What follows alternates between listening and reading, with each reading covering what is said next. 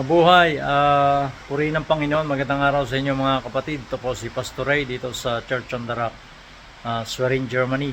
At ngayong hapon meron tayong pag-praise and worship, Sunday worship service natin. At binigyan tayo ng napakagandang panahon ng Panginoon. At katulad ng mga salita ng Diyos, ang Panginoon ay iniisip ko ng mabuti sa iyo.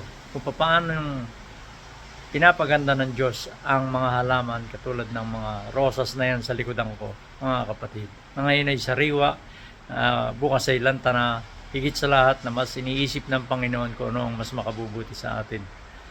Kaya kapatid, unahin mo ang Panginoon sa buhay mo at siya na ang bahala sa iyo. Seek ye first the kingdom of God and His righteousness, and all these things shall be added unto you. Yung mga kailangan mo sa buhay, mga alalahanin mo. Ba't di mo hayaang ang Panginoon ang mag-alala? Unahin mo siya.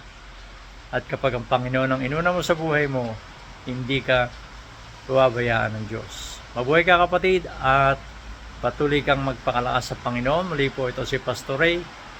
Patuloy kang tugisin ng kabutihan ng Diyos. God bless you.